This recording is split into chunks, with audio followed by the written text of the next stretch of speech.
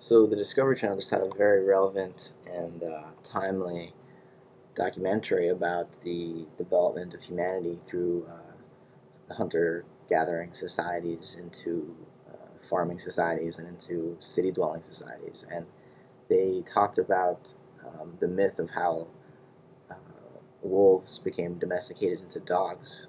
And it reminded me of this essay I wrote about a part of the story in the Epic of Gilgamesh, um, where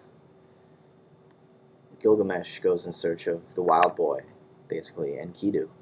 And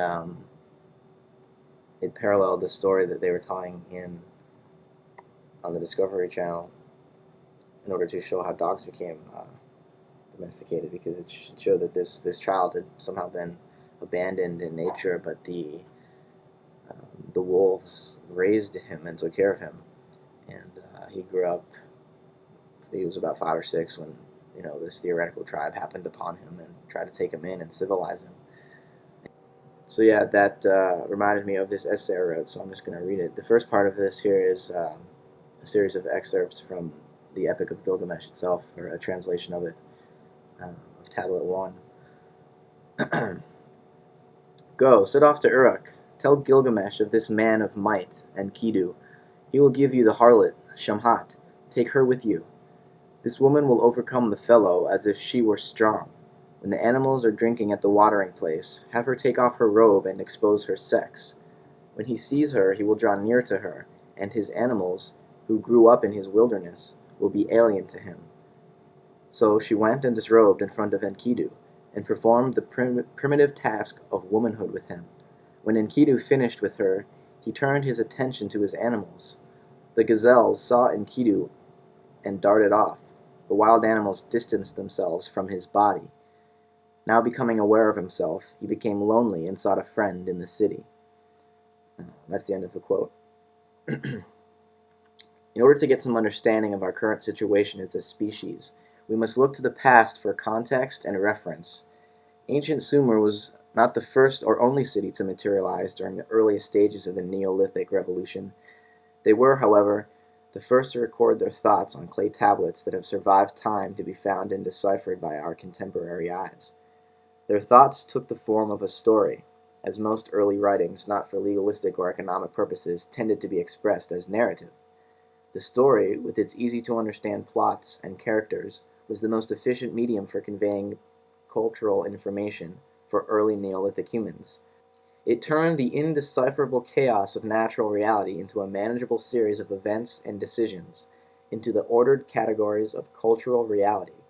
So what does the Epic of Gilgamesh reveal about humanity's transition from pre-civilized hunting-gathering tribes into city-dwelling farmers, traders, artisans, etc.? For one thing, we see that it was not a particularly easy or unambiguously welcome change. Enkidu is no doubt devastated that his former animal friends no longer want to have anything to do with him. He no doubt embraces woman, lusting after her beauty, but in so doing, he becomes all the more aware of his own ugliness. He longs for union with nature again, for return to the forest, but his new self-consciousness frightens both the animals and he himself. The darkness of the forest is no longer a welcoming, motherly womb, but a dark and threatening abyss, made more ominous by its contrast with the bright, walled-in city. The fact that woman seemingly caused man's fall from nature is no surprise, though we must be cautious not to take the exoteric meaning of the story too seriously. It was most likely written by men, and therefore we should not be surprised that they would lay the blame upon woman.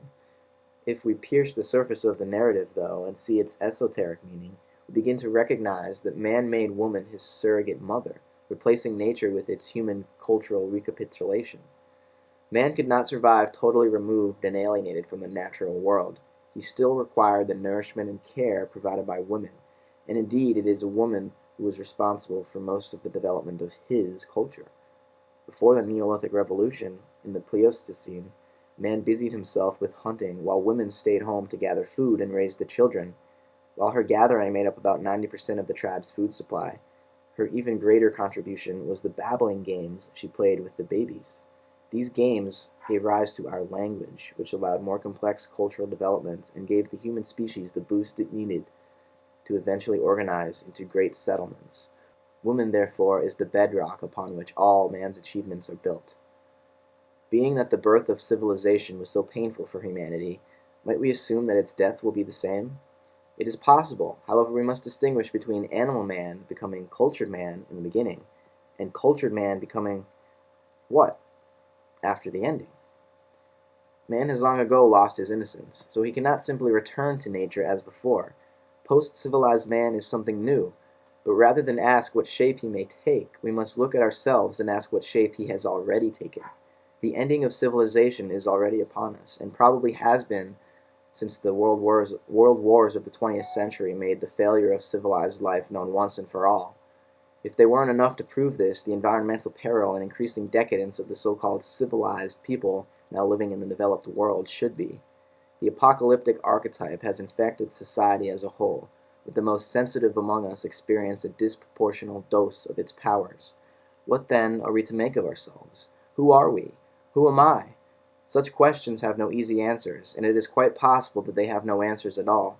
It may be that they are posited in such a way that answering them conclusively is impossible. This kind of ambiguity seems to be a common theme for post-civilized humanity. We know not where we stand, nor even what it is that stands somewhere unknown. As Sir Arthur Eddington once remarked, something unknown is doing we don't know what. That is the extent of our knowledge. How then are we to transition into a new age without knowing what form we must take? It is clear that animal man similarly had no foreknowledge of what the transition to cultured man held for him. It was, as it were, a blind leap of faith, though it was taken in near unconsciousness, man only realizing what he had done after the fact. For us, however, with our self-consciousness having increased to such a degree that we can barely move without second-guessing ourselves, such a leap must be taken in full understanding of its possible consequences and implications. For cultured man to become spiritual man, he must leave the assurance and protection of city life behind, and leap, not back into the depths of the forest, but into the furthest reaches of inner, or possibly outer, or possibly both, space. It will not be an easy transition, and no doubt we will experience birth pains, but nothing truly new can come about without the total destruction of the old. Apocalypse brings with it such destruction, but great opportunity follows in its wake.